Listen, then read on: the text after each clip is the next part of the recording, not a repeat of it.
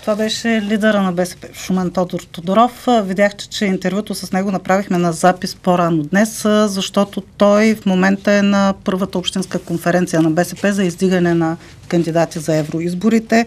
В понеделник в новините ще ви съобщим кои са първите номинации, които социалистите правят за евроизборите. Сега минаваме към другата тема, която предполагам ще бъде много интересна също за зрителите. Темата за пазара на труда.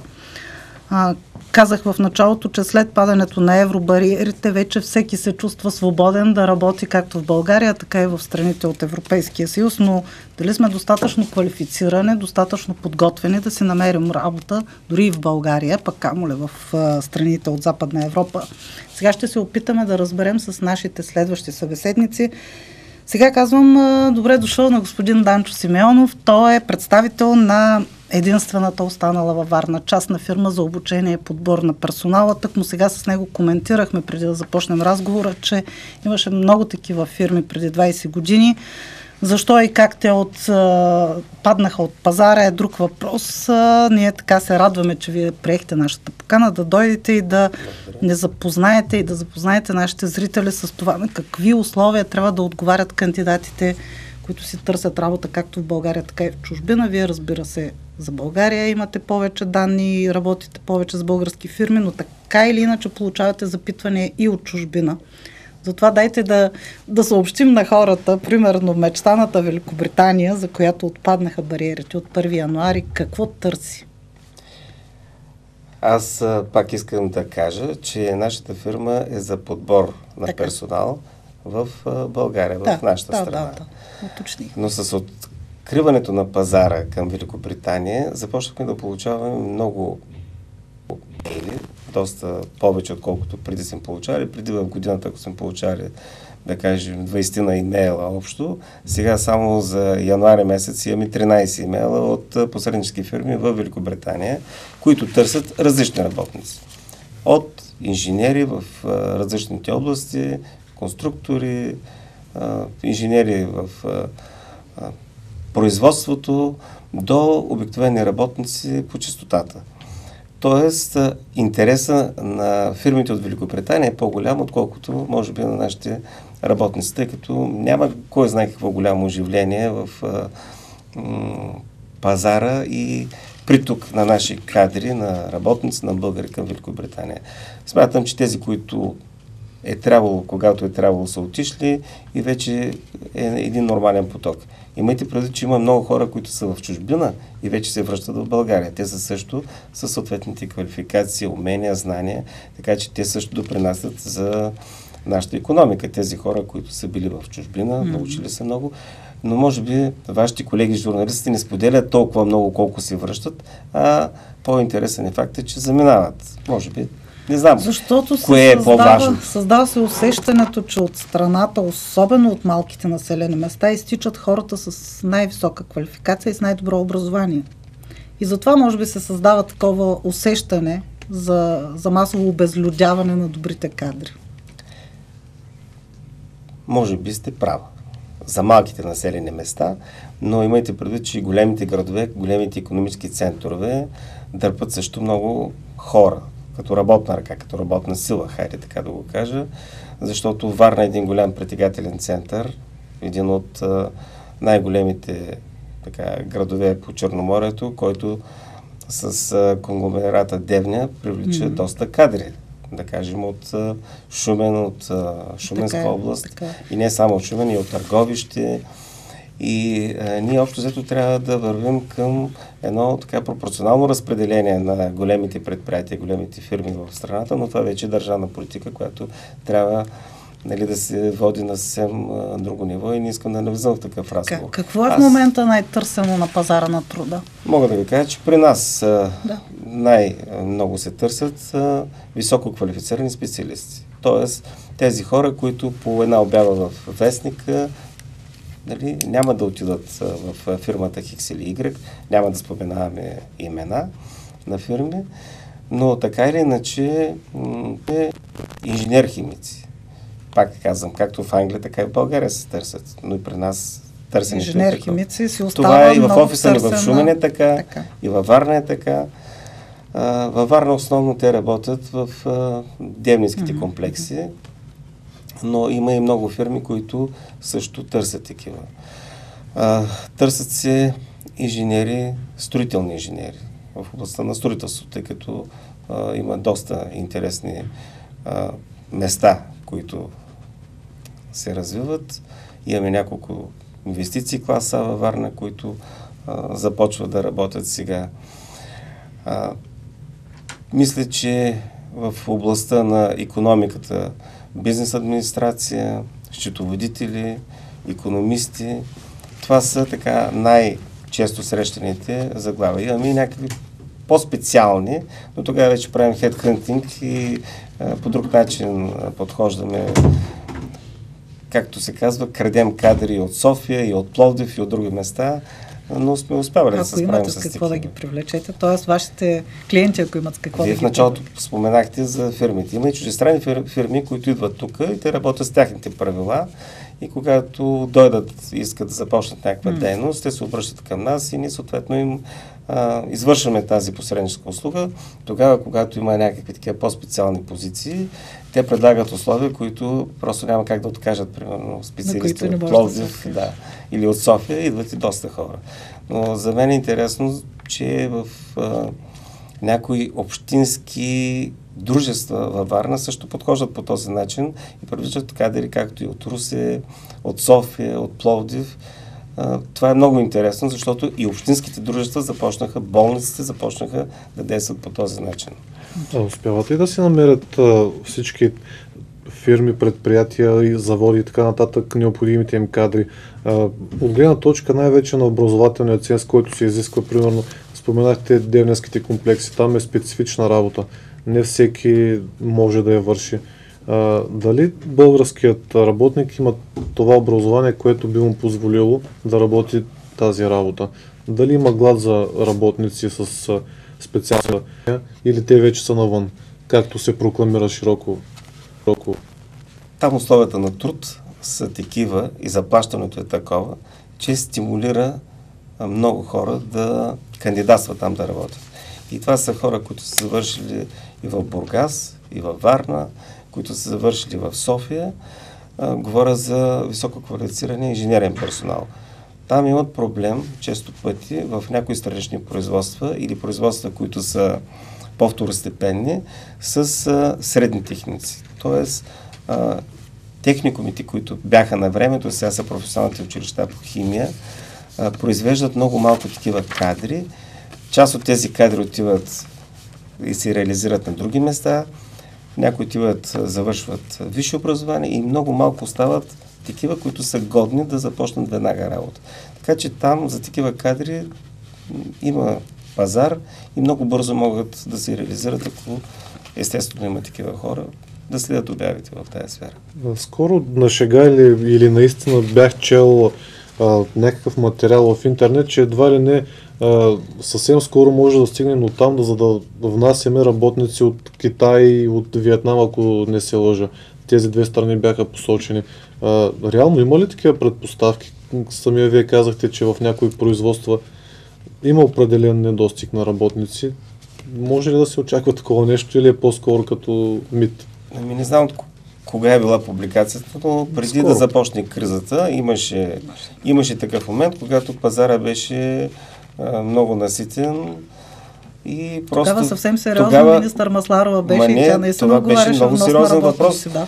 Нямаше най-обикновени кадри за най-обикновени такива неквалифицирани дейности. Сега малко са обърнати нещата, безработицата е малко по-висока и пазара е сравнително нормален по отношение на квалифицираните кадри. Казвам сравнително нормален, защото винаги има търсени, хора напускат, хора започват, откриват се производства, фалират фирми, не дай си Боже на никого, но случват се такива неща, но пазара е подвижен и нормално се развиват нещата. Нямаме глад на кадри, не са тръгнали за Великобритания всичките българи, така че да се успокоим и да гледаме малко по-трезво на нещата. Успяват ли все пак нашите фирми да предложат достатъчно атрактивно заплащане? Изключвам чуждите, за които сме съгласни и двамата с вас, че предлагат. Зависи. Някъде има фирми, които предлагат нали, добро заплащане, съвсем нормално, може би и за европейските представи, но повечето фирми в интерес на истината гледат да икономисат от работната заплата. И след това се чудят защо нямат добри кадри. А заплатите стоят на това, което беше преди 4-5 години. Някакси погледнато сред, защото ние правим така обзор от време на време на тези тенденции. Струва ми се, че в това отношение като че ли българските работодатели, повечето това са предимно малки и средни фирми, икономисват от възнаграждението и не са толкова привлекателни. Давам пример в областта на туризма, защото конкретни фирми не искам да говоря. В областта на туризма вижте какви са средните заплати за област Варна, да кажем и Шумен, и Бургас, и ще разберете за какво говоря. Ами то за това лятото средната заплата там е много по-ниска, отколкото в сектори, където нали, считаме, че там не е кой знае какво. Затова останаха без сервитьорки, без камериерки лятото. И не само това, и други кадри търсят, но казвам, икономисва се много и оттам вече идват и някои други проблеми. Казвате, пестят работодателите от заплата, но дали поне малко от малко се научиха или свикнаха да предоставят така наречения социален пакет на работниците си и дали не е все още положението такова, когато едва ли не наличието на трудов договор се представя като някаква немислима привилегия, понеже аз все още го виждам това и в обявите за работа, като нещо като допълнително, което се предлага на работника. Трудовият договор е задължителен. Сега там, където има възможност, понякога може да се работи, да кажем, и на граждански договор допълнително. Да, но той се изкарва като нещо, точно привилегия. Да, защото твърде така популярно е мнението, че много работодатели работят на черно, на така сивата икономика. Това пак е малко насложено от медиите, ми се струва. Не, според мен пазара се нормализира и държавата доста натиска работодателите и те са длъжни да изпълняват тези условия и правила. Така че по отношение на договорите нормално е да се изключат трудов договор. Вече въпросът е какъв договор се изключва и ако работник, този, който започва работа, има някакви съмнения, моя съвет е да се обърне към юрист. Значи, преди да подписва договор, да се обърне към юрист, да види дали има някакви клопки, да има някакви условности, защото често пъти възникват конфликти от това, че един е не прочел, пък другия казал, че пропуснал, забравил. Случват се такива неща.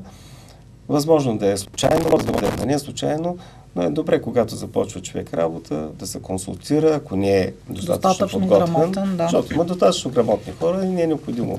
Колко време е необходимо на един човек, примерно, който дойде при вас? Между другото, тук да съобщим, че хората, които търсят работа при вас, плащат ли? Не. Не плащат. Значи, не плащат нищо. Добре да го подчертаем, защото човек като чуе понеже веднага ни питат, ама вие тогава какво правите? Да, ние взимаме възнаграждение за услугата, която е посредническата, средствата от работодателя. Дали е фирма, дали е частно лице, защото и за частни лица работим, дали е общинско дружество или държавно предприятие, няма никакво значение. Ние правим договора с работодателя и съответно насочваме хората, които отговарят на критериите. А критериите понякога път са доста странни. Имаме и нормални, нали, критерии, но не може, примерно, за човек в производството да искаш 2 чужди езика. Да. Така че нашата роля е малко и да образоваме работодателите, защото в някои сфери е необходимо да им се подскаже за какво става въпрос, тъй като доста бомбастични са изискванията и това отблъска пък хората, които трябва да дойдат на интервю. Той като прочете какви са изискванията и казва, аз не искам даже да ходя да се явявам. Трябва да избягваме такива моменти, но има и такива моменти. И колко време е необходимо? Примерно аз, ако се регистрирам при вас? Все едно, че ме питате, една кола хубава ли е, колко струва? Това зависи каква е вашата квалификация, зависи какво е търсенето, зависи дали имаме в момента 2-3 работодатели, тъй като при първи, ако не ви харесат или ви одобрят за интервю, дали ще успеете да отидете при втория. Но Така е, но все пак има някакви граници. Да, мога да кажа, че средните граници са от 2 до 3 месеца горе-долу за квалифицираните кадри. За тези, които са с по-общи професии, с по-ниско образование, тъй като ние не връщаме никой, всички могат да кандидатстват при нас. Там вече нещата са по-различни, могат и по 6 месеца, може и малко повече да чакат. Зависи вече как си подбират и работодателите. Имайте предвид, че и работниците избират. Работодателите често пъти си мислят, че там едно море от хора и те чакат само да пуснат обявата да отидат там. Не е така. И работниците също си избират работодателите. Не всеки отива при всеки. За някои хора се говори като хора, какви са някакви негативи. За фирмите се говори с някакви негативи. Така че ние трябва да обясним и на едните, и на другите за какво става въпрос. Да подбереме от примерно 100 човека 10, които ще отидат на интервю, от тия 10 работодателя да си хареса, да кажем най-добрия. А често пъти най-добрия не този, който е най-добра по квалификация и най-добър работник, а този, който най-добре се е представил на интервюто. Тъй като има някои прекрасно се представят, правят така едно хубаво представяне, но после след една седмица казват... Той и в политиката е така, как след една седмица казват работодателите, дайте следващия, защото такъв не е договор. Ако не стане първия, изпращаме следващия. Имате възможност да коригирате нещата. Да, коригираме по принцип. В тази връзка случало ли ви си работници така да се изразят, да шмекеруват, като представят документи, до биография, образование и така нататък, за цел да заблудят работодател и да си осигурят по-добро място, предимство на интервютата? Имало и такива моменти. Приписват, примерно, мотивационното писмо от интернет, една хубава автобиография, като го четеш по документи, прекрасно. Затова е ролята на посредника, защото ние общуваме с всички хора. И да ги отсее. И като разговаряш 2-3 минути с някой, ти вече разбира за какво става въпрос. Ако си специалист и четеш нещо в така CV-то, което е интересно, и зададеш няколко контролни въпроса, вижда, че човека даже не знае. Имало е случаи, когато казват, ние знаем прекрасно английски или френски или немски. И аз започвам да му говоря на английски, той човек не може да разбере какво аз питам. Се каже казвито на английски, той не знае английски. А го е написал, че го знае перфектно. Така че правим така някои дребни проверки. Някои пъти по-едри проверки правим. Компютърна грамотност, ето компютъра. Тоест, вие правите нещо като интервю преди интервюто на работодателя. И разбира се, аз не мога да представя на работодателя човек, който не отговаря на изискванията. Все пак. Но това е при записването. Аз ако дойда при вас, примерно, вие правите при записването правим само един разговор с вас, поговорим, да видим как сте, каква е речевата култура, визията, дали имате така някакви особени движения. Но след това вече по-нататък продължаваме да работим с вас и с работодателите. Че и той има нужда малко да му се каже нещо, че тези хора са по-така притеснителни, примерно. Следващия кандидат трябва да се наблегне на еди какво, защото той има еди какви си умения, не ги е написал тук, защото просто не знае как се напише. Защото в разговор разбираш много неща, които са полезни и на двете страни сега, като целта е да сме полезни, за да станат и нещата. На двете страни. А освен с подбор, обаче ви се занимавате с обучение и обучението в последните години, поне от мое лично наблюдение, е така доста практикувано занятие и то не само от безработните, даже не толкова от безработните, колкото от хората с някаква професия и с някакво образование. Да, точно така. Все повече хора започват да посещават всевъзможни курсове за преквалификации. Какво се интересуват хората? Ще кажа един факт за нашата фирма, но това е може би навсякъде. Всички фирми, които се занимават с обучение. При нас около 90% от хората, които идват за обучение, независимо дали по професия или по част от професия, около 90% са с висше образование. И, примерно, по някои професии човек е завършил, да кажем, нещо подобно в тая специалност, но идва да получи конкретно, практически това, което е необходимо, да кажем, за счетоводителите. Той е завършил икономическо образование, има случаи и счетоводители, които не са практикували, но тъй като там материята е твърде променлива, много често се променя нормативната база и хората трябва, конкретните практически неща да ги научат сега, веднага, когато започват съответната работа. Това е в офиса ни, в Шумен, както е тук, и във Варна е по същия начин.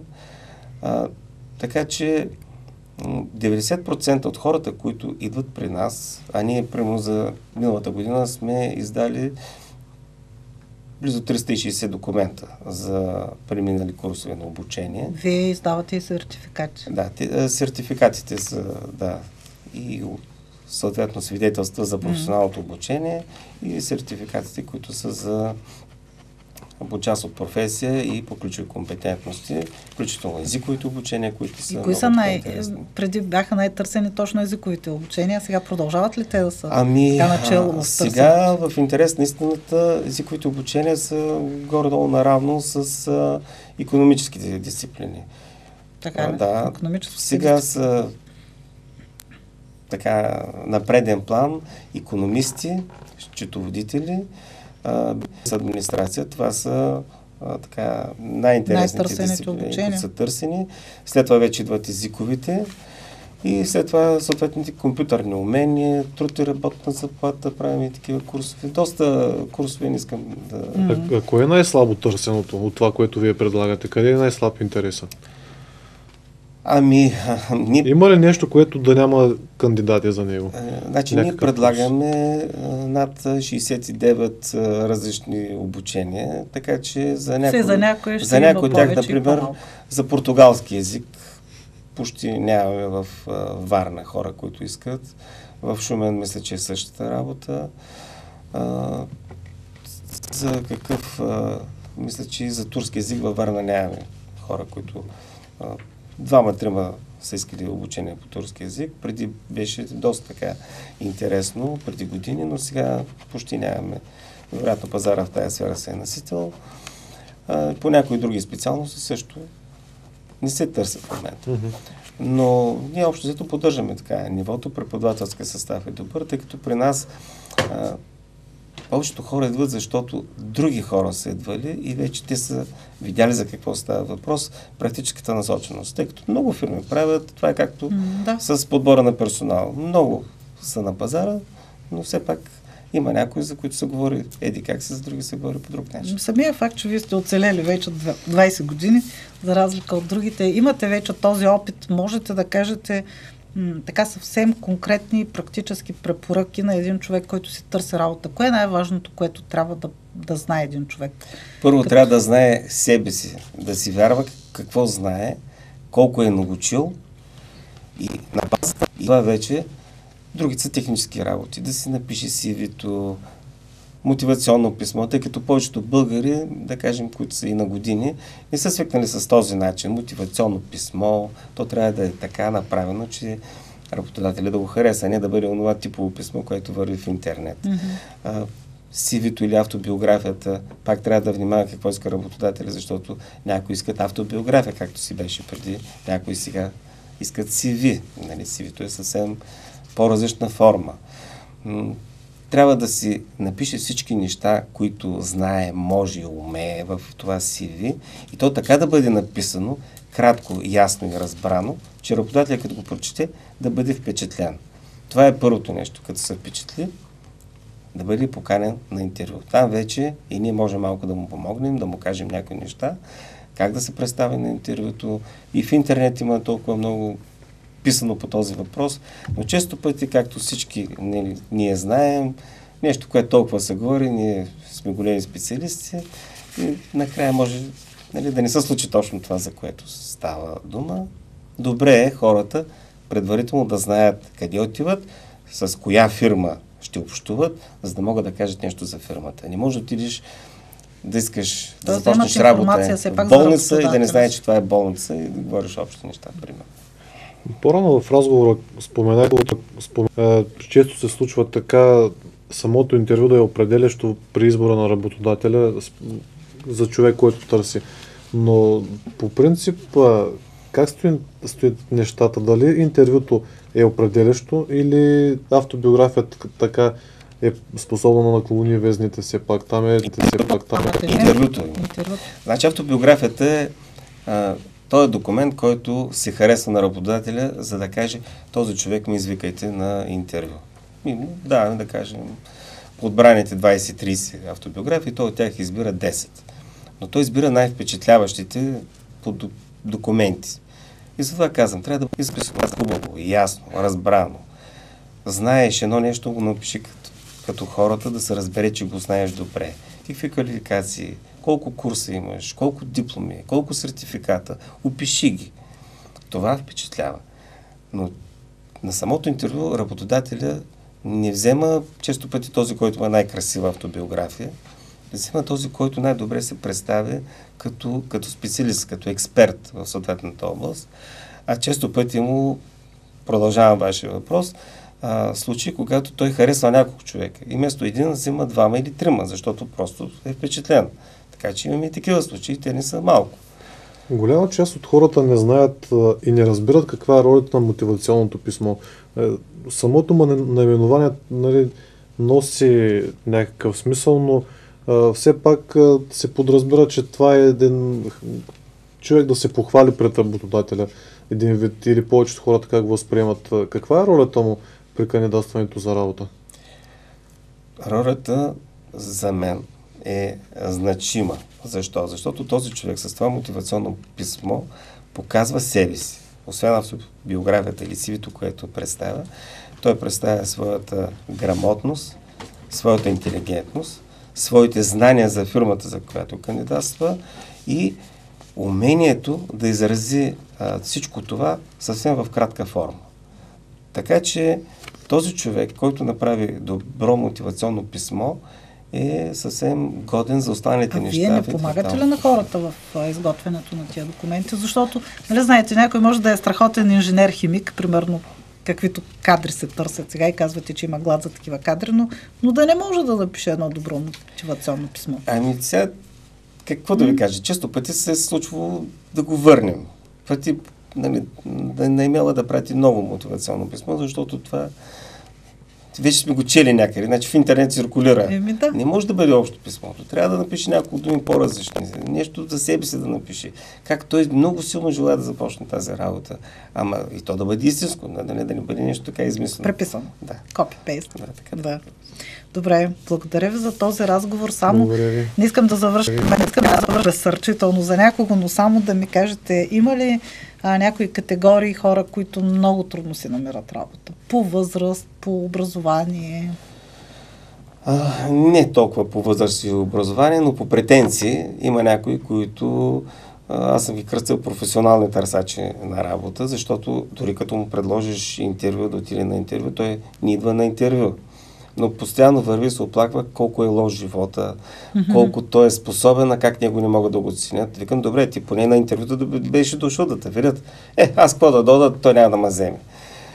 Пак, така, имаме... 60 годишните намират ли се лесно работа? 60 годишните да ви попитам по този начин. С повечето хора все пак мъжете, нали, работят до 65, случва се по принцип, повече са реализирани на 60 години, не, но има затруднение, да кажем, в тая възрастова група, около 50 и няколко, до към 60 години, особено за тези предприятия, които се съкращават. Именно, закриват се предприятия, фалират. Често пъти те са много така тесни специалисти в някаква сфера.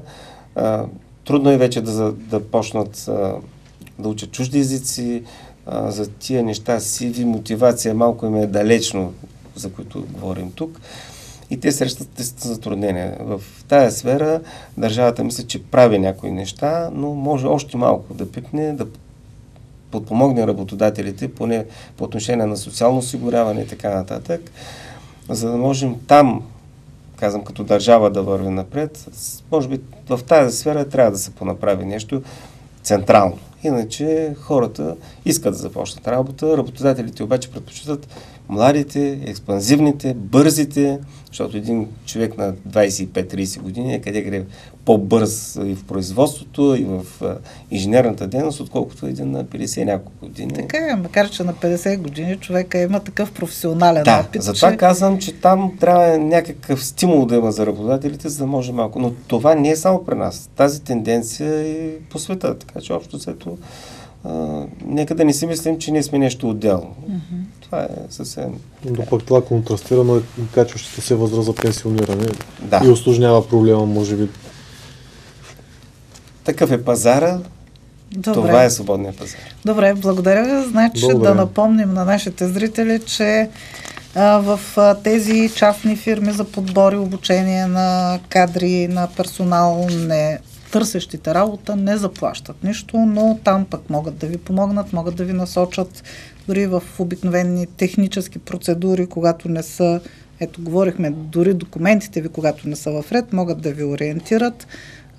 Моя съвет лично е да търсите помощта на такива фирми за подбор и за обучение на персонал. А пък, ако смятате, че можете само по обяви във вестниците да се справите, разбира се, всеки е свободен да решава сам проблемите си. Питахме се да ви бъдем полезни с господин Данчо Симеонов, да ви представи нещата, които може да направи една такава фирма за търсещите работа.